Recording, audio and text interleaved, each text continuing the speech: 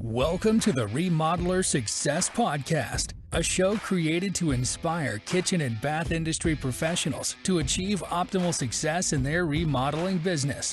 Your host, Dennis Oz, is the author of the book, Remodel Your Digital Marketing, an integrated online marketing guide for kitchen and bath remodelers. He's also the founder of RTA Marketing, a pioneer digital marketing agency for the remodeling industry. On each episode, Dennis will sit down with industry leaders to talk about their processes, the lessons they learned, and how to find success in remodeling. Hello, everyone. Welcome back to the Remodeler Success Podcast, the show where we talk about what it really takes to build, grow, and lead a remodeling business that lasts. From systems and sales to the leadership and lessons learned, all the scars on our faces, we dive into all of it with folks who are actually doing the work. So our guest is today. That's why I'm shaking. Maybe it's like to lead in more than one space while keeping the quality and the team aligned, because it's just not like juggling between two different businesses, but really maintaining these two businesses with a high quality and also offering a stellar customer service for both of those. And again, today's speaker had to build a career that spans both remodeling and also roofing. And I'm sure that's going to be really interesting for most of you guys out there, because again, starting with the young age, carrying those lessons into leadership, that's a lot of things that we're going to cover today. I also like to mention, because we have some questions about it, there is a great spot on the top 500 remodeler list. Definitely is something that we will talk about today. Please welcome to the show, Seth Larson. Oh, Dennis, thank you so much. I got big shoes to fill now. Yeah, so it's amazing to see you here. Well, just to start diving into the questions, that I have a really amazing questions and interesting questions today. Could you please introduce yourself a little bit? No, I think you did a great job. But yeah, Seth Larson, born and raised San Diego, come from really generations of somehow in the trades, from auto detail to construction to framing. My dad was a custom home builder. Both my older brothers are in construction in San Diego too.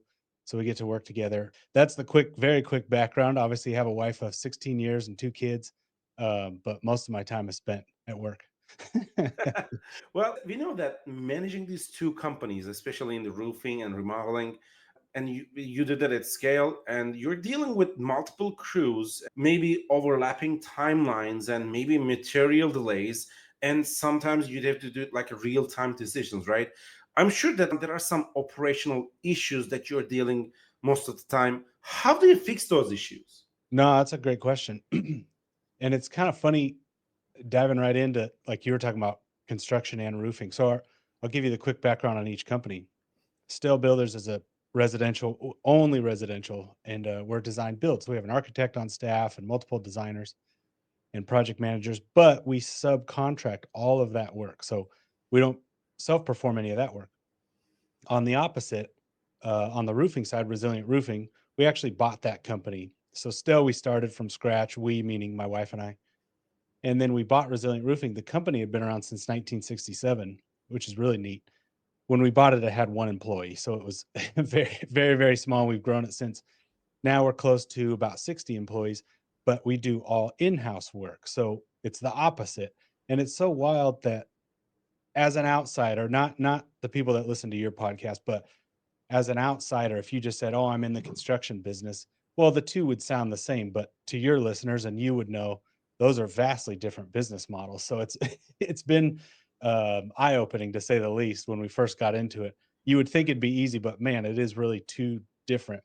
So I veered off track there for a bit, but to get back to your question, I'd say the beauty is not in the early days, but now with the amazing team we have at both companies, those kind of issues like you were talking about, material, COVID was a little crazy, but material delays and manufacturer delays and subcontractors and stuff,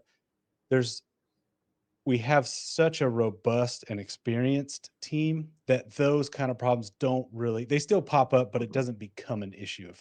I don't know if that makes any sense, because we see them coming, we forecast, we lay all those things out. And then for the same note, there's very little overlap besides me, my wife and I. There's no overlap in those companies. We don't have, a project manager at roofing and he goes and builds a remodel, and then the secretary does work for, there's very, very split down the middle, which helps also. That less confusion anyway.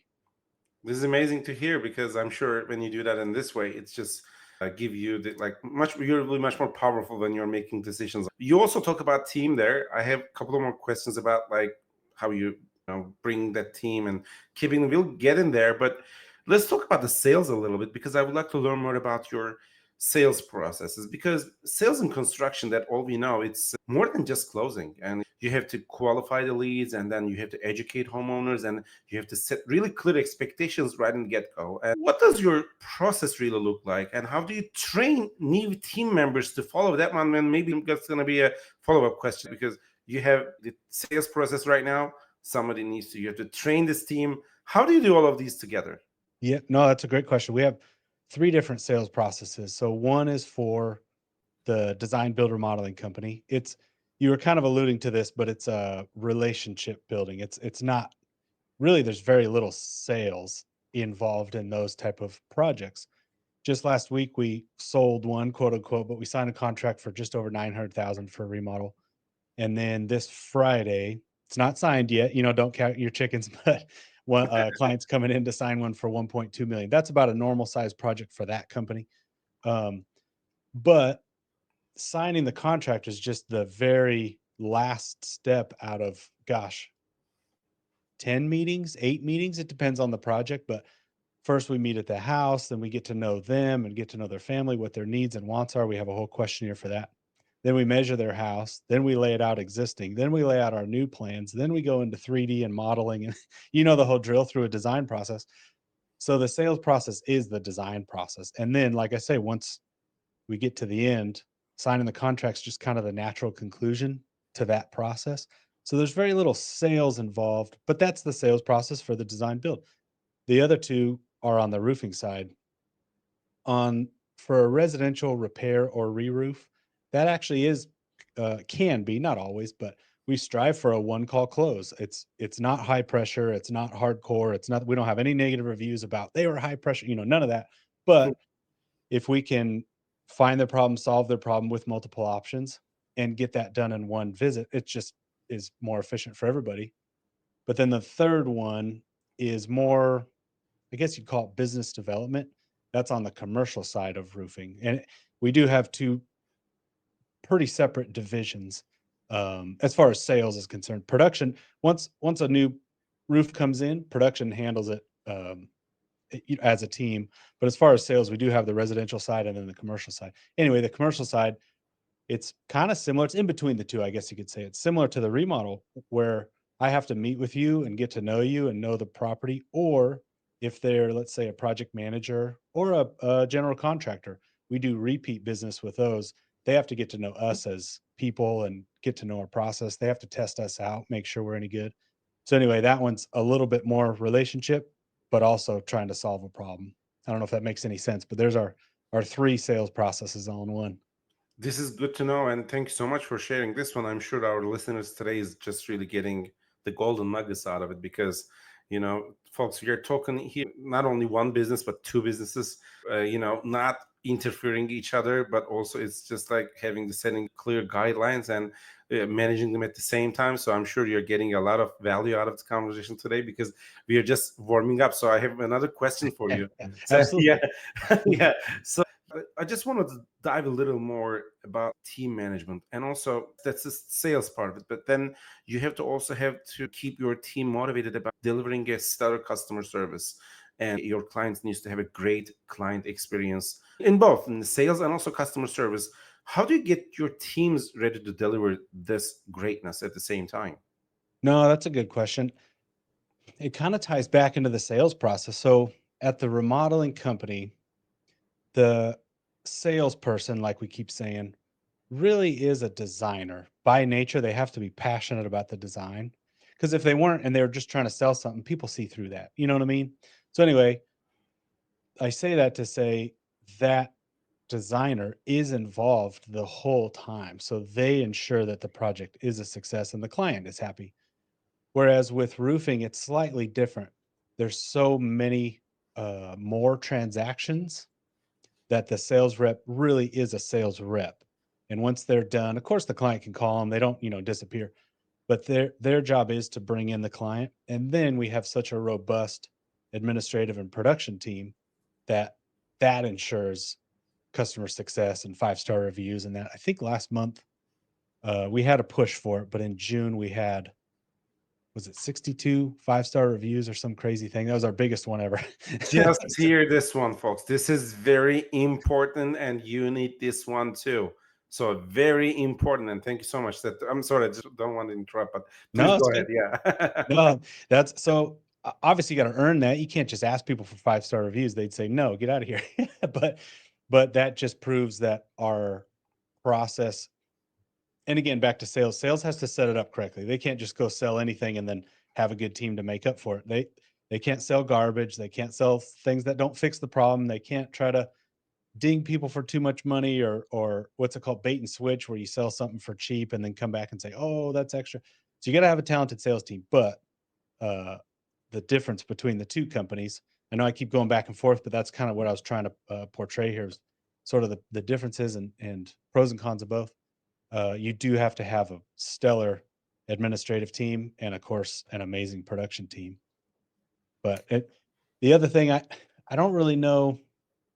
There's a combination of, or I guess you could say the never-ending argument is, do you hire someone that has experience in any of those roles, or do you train them? Well, there's pros and cons to both. If they have experience, they also might have bad habits. If they don't have any experience, they just might not have the talent. We can train for that. But anyway, I think where we've landed is a perfect mix of both. We have people that are, they have the will and the skill, if you've ever heard that term. Yes. Yeah, definitely. Yeah, that's right. Cool. Wow. Thanks so much for dropping this knowledge here, Seth. It's great to hear. Let's talk about the rebranding that you went through, that because it was a long-standing family business and you rebranded the company, and I'm sure it's not just like a name change. There's a legacy there, there's a reputation there, and client perception all above, I would say.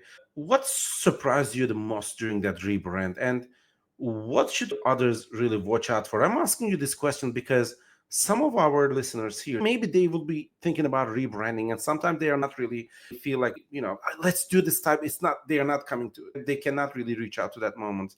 What would be some maybe pitfalls, or some of your like really golden nuggets here to share for these people who would like to rebrand?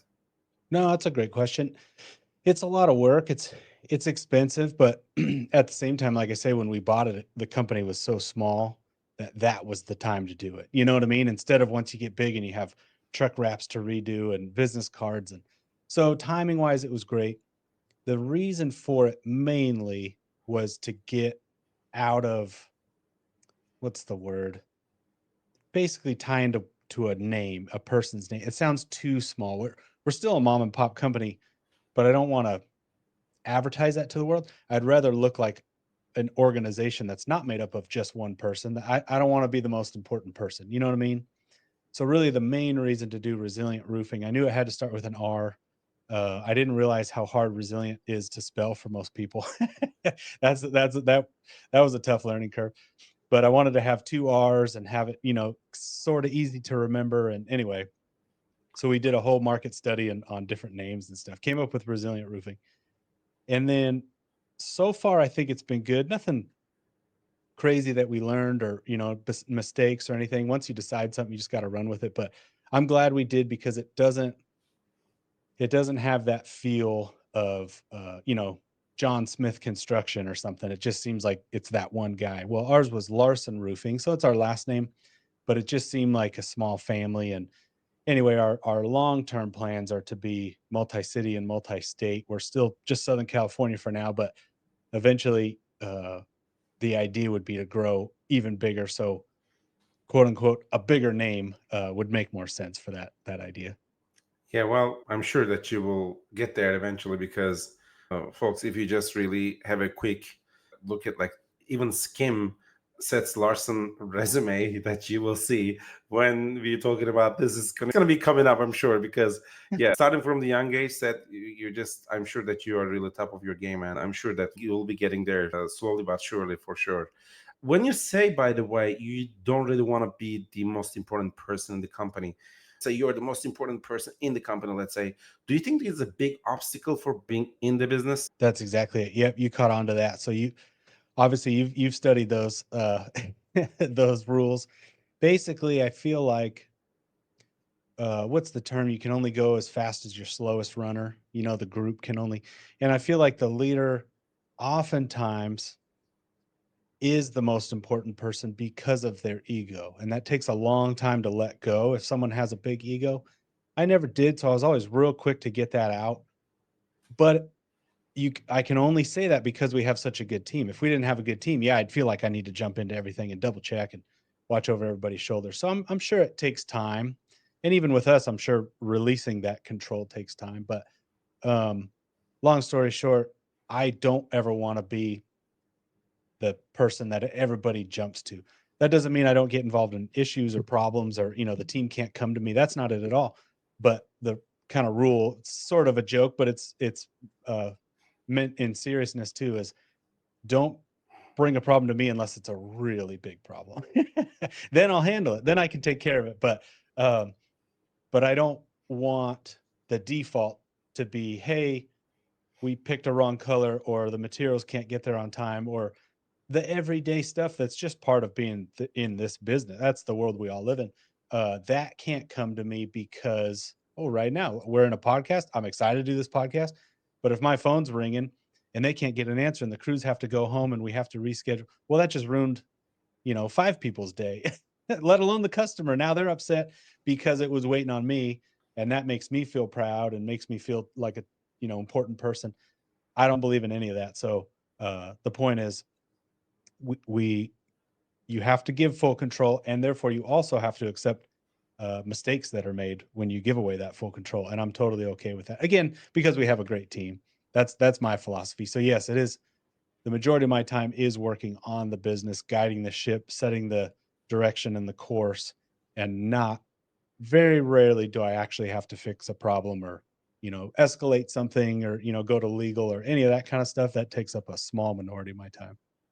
Wow, this is really eye-opening, and thanks so much for sharing this one too. Sid, let's talk about AI. And I'm sure there are a lot of buzz here and there. Everybody's talking about AI. And actually, it's shifting the game really fast. And there are faster follow-ups and maybe instant estimates and sometimes better scheduling tools.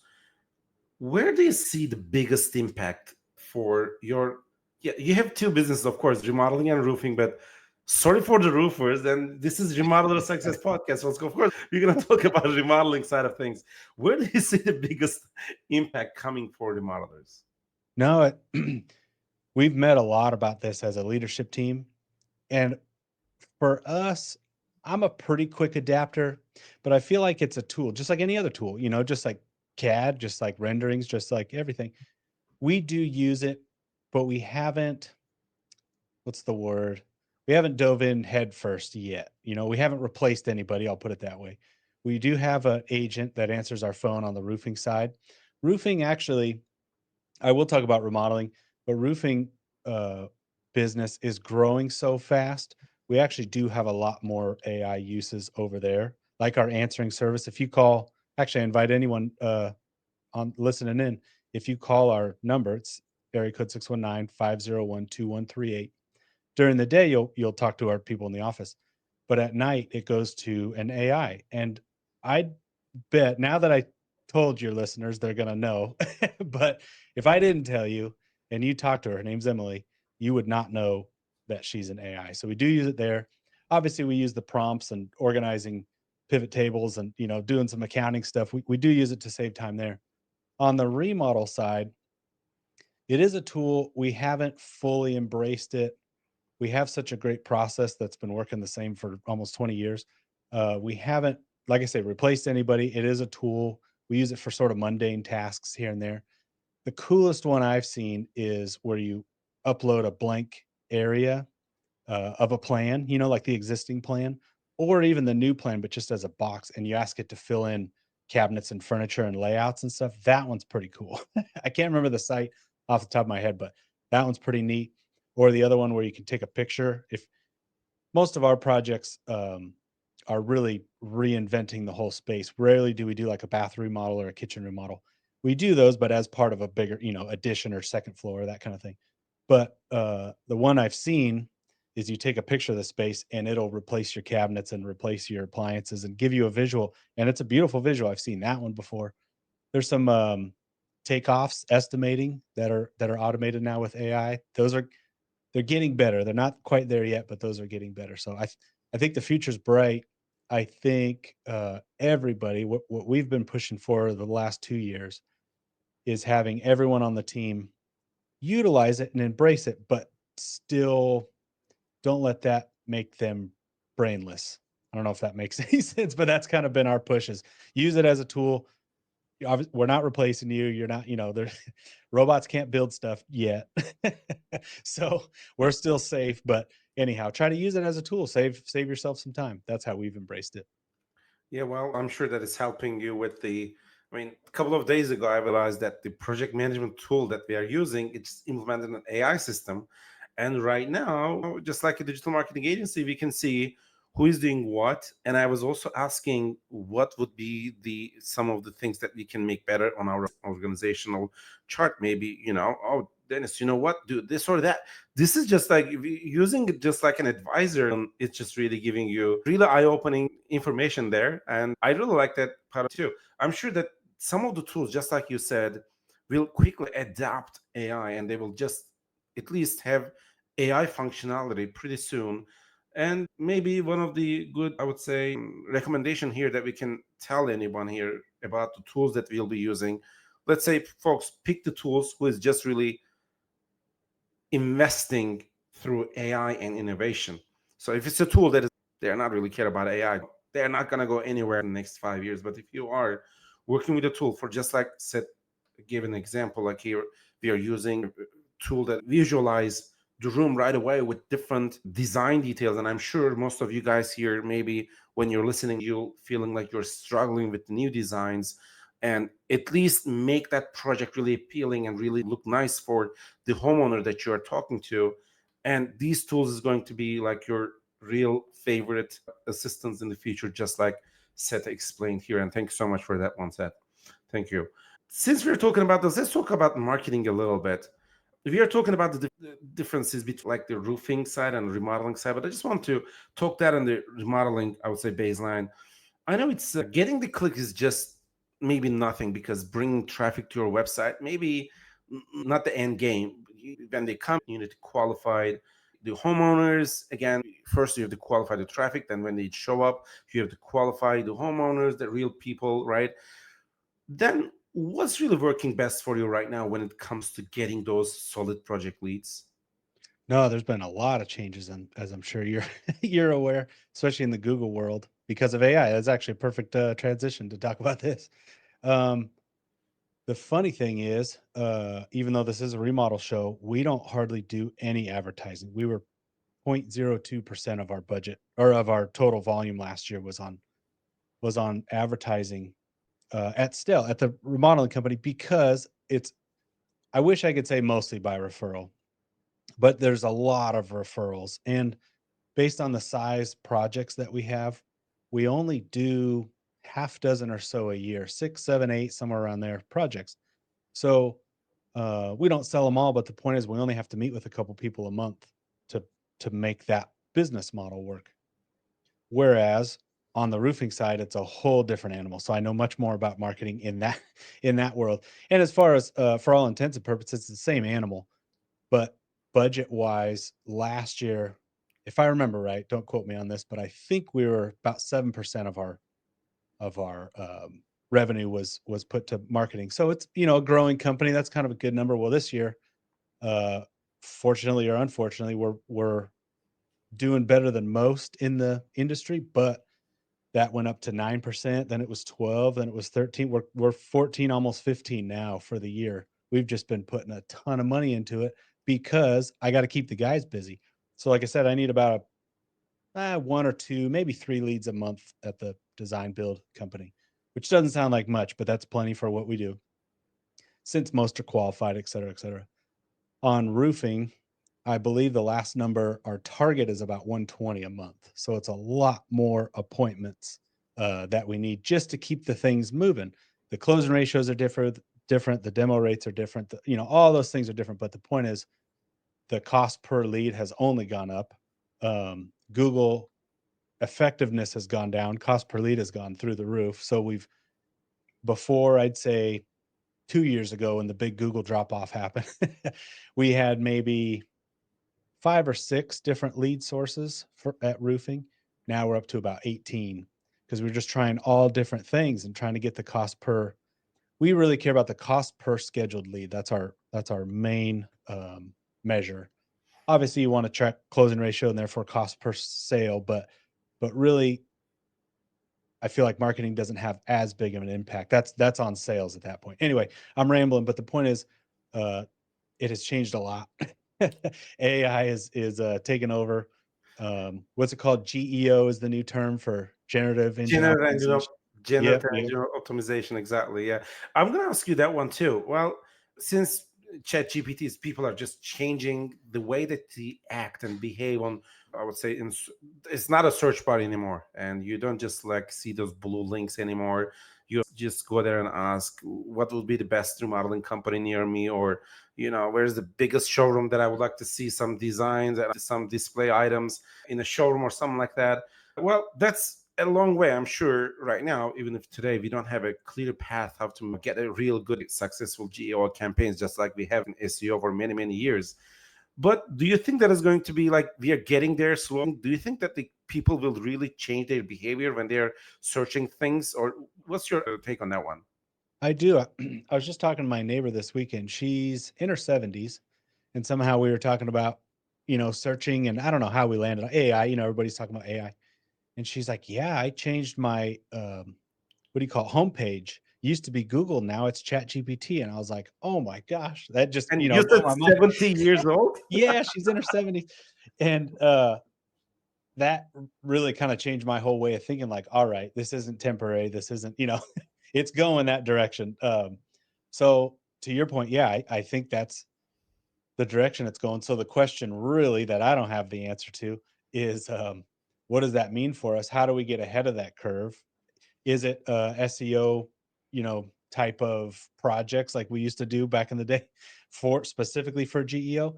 Or the word is, and I haven't seen anything concrete yet, but all of the LLMs and AI searches, supposedly they're going to put a sponsored link at results in the future. Who knows? I don't know if that's true or not, but that's kind of what I've heard in a couple articles.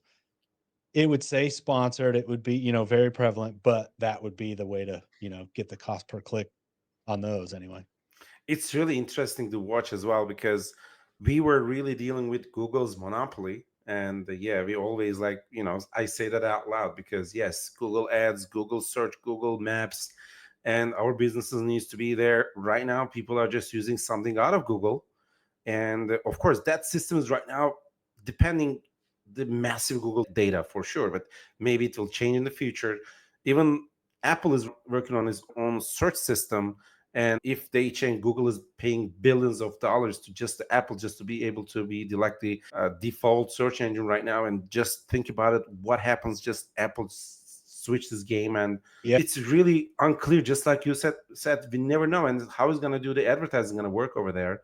And right now is just like you said, Google was just making money on the top of this page, and they monetized that top of the page, and it's going to change maybe everything. Yeah. So very interesting times ahead. And thank you so much for giving that idea. And I'm sure that our listeners really find it really eye-opening from the things that you shared today. And I hope everyone is really enjoying this conversation today. Well, we have Seth here. We are asking a lot of questions. I don't want to make him so tired, but folks, I have a couple more questions before we wrap up. Let me ask you this. We will also be wrapping up after this question. Well, most of the contractors, I would say, could be either a roofer or remodeler or anyone. Could be a general contractor, just like who just really have the belt on and with the truck, right? They started, but they don't have a clear plan. They learn by the trial and error. What's one piece of advice you'll give someone just starting out in this industry? No, that's a good one. I think some of the best businesses are started from someone who had their bags on or still has their bags on, and they just either didn't want a boss, told themselves they could do it better than their last guy that they worked for, or whatever it happens to be, or just want the freedom, or there's a million reasons to do it. I won't judge any of those. The biggest piece of advice when I was first hiring, and I think it was my accountant, he had always done our personal taxes, when I was an employee, then we broke out and he owned his own business. So I was just struggling because I wanted I needed the most efficiency. If I was going to hire someone and pay him thousands of dollars, I needed every ounce and every hour. And, I was on a quick path to becoming the worst boss in the world. And he said, he just looked me in the eyes. It wasn't like this profound thing, but I took it that way. He goes, no one's going to do it as good as you. You're only going to get 80% out of somebody. And I said, what do you mean? Only to keep the conversation going. I knew exactly what he meant. Basically, it was, don't count on 100%. You're just going to drive yourself nuts. Then you're going to be watching over their back and how come you didn't do this? And how you're going to be micromanaging. But 80% of something is better than 100% of nothing or 0% of nothing. So the point is, you started out on your own because you have a skill set. You're great at it. That even more so means you're not going to find someone as good as you. Okay, well then, now that you know that, the Band-Aid's pulled off. So just embrace the fact that, let's say if you hire whatever position, really, even if it's someone to just help you, well, they're going to get it 80% accurate. You get the last 20. But that's 5 times more efficient for you. Now you can go do the, bigger and better things. Or for the same note, if it's let's say a project manager, all those phone calls, all those emails, you do it right now, but oh man, it takes so much time. So if you hired that out, even if they weren't, like I say, they weren't perfect, they're still going to save you time so that you can focus on other stuff. So that's the biggest thing. That was the biggest eye opener for me was, oh yeah, just don't expect to get 100%. You know what I mean? If you expect 80, the good thing is the secret, and don't listen to this if you're listening to this advice. You're going to find people that are better than you, but whatever, you'll see that later. You will get people that'll do it way better than you. But that was the biggest piece for me that helped a ton when we were first starting out. Seth, I really appreciate you taking the time to share all of this today. And from the way that you've balanced both businesses to how you think about like sales and team building and staying sharp with the operations, I'm sure there's a lot here for folks to learn from. And thanks again for being at the show today. No, it was my pleasure, Dennis. Thank you for the opportunity. I hope people got a little something out of it. Sure. Folks, that was another episode of the Remodeler Success Podcast, and we're going to see you next time. If you would like to generate more leads, please visit rtamarketing.com to get a copy of the book, Remodel Your Digital Marketing, an integrated online marketing guide for kitchen and bath remodelers. This has been another episode of the Remodeler Success Podcast. Thanks for listening.